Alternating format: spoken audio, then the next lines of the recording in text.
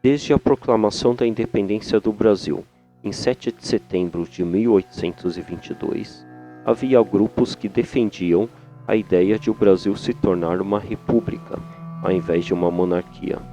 Todas as revoltas ocorridas durante o período tiveram o objetivo republicano.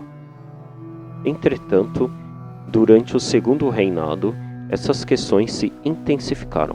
Diversos grupos da elite brasileira do período começaram a atacar cada vez mais o Império Brasileiro para a transformação do país numa república.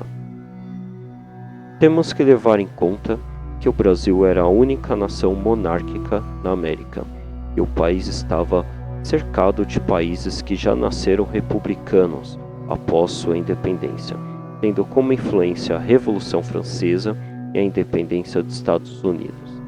Vendo por este lado, os grupos que defendiam a República consideravam o Império Brasileiro atrasado, e somente a República poderia elevar o padrão da nação. As questões começaram a se aprofundar após o término da Guerra do Paraguai em 1870, sendo que o exército brasileiro se sentiu desfavorecido pela coroa brasileira naquele período, pela questão da falta de promoção e melhores salários, além do fato de nenhum membro poder se manifestar politicamente, e começou a se criar entre suas fileiras que a República iria fomentar o desenvolvimento do Brasil através de um governo que se opusesse a qualquer intervenção quanto a isso. Essa questão ficou conhecida pela historiografia como questão militar. A questão religiosa se dá com a prisão dos bispos de Belém do Pará e Olinda em 1874, por obedecerem à ordem do Papa Pio IX de excluir os maçons da Igreja. Essa ordem de prisão ocorreu porque os maçons tinham uma grande influência no país. Para que a ordem pudesse ser levada a cabo, ela teria que ser aceita pelo imperador Dom Pedro II, seguindo o preceito do Beneplácito Régio. Esse preceito era utilizado em Portugal e continuou sendo seguido no Brasil após a independência, e deixava as decisões papais da Igreja Católica vinculadas à liberação do monarca para serem postas em prática. Essa prisão minou a relação da Igreja Católica junto à coroa brasileira. Já na questão abolicionista, os proprietários de terras se viraram contra a monarquia brasileira após a abolição da escravatura com a Lei Áurea de 1888. Esses proprietários de terras tiveram que libertar seus escravos sem receber nenhuma indenização do Estado por isso.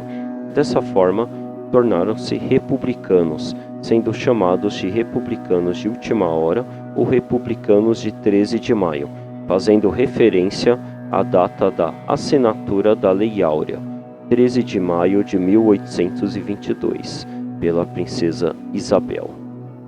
Um ponto-chave também em relação ao movimento republicano diz respeito à representatividade política, como no caso de São Paulo, pois um período houve uma mudança de eixo econômico do Nordeste para o Sudeste, e São Paulo tornou-se um grande centro econômico do país, e tinha pouca representatividade política. O governo do Império era muito centralizador, e com a mudança de forma de governo para a República, seria possível implementar o federalismo que já existia nos Estados Unidos.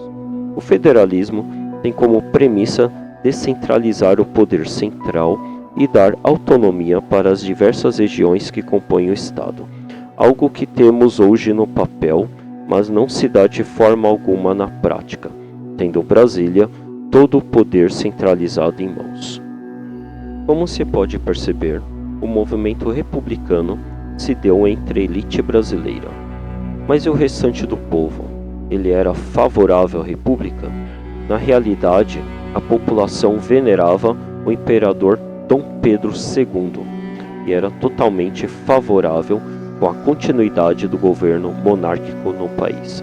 Tanto que a família real foi enviada de volta a Portugal no dia 17 de novembro de 1889 para evitar manifestações brutais por parte da população.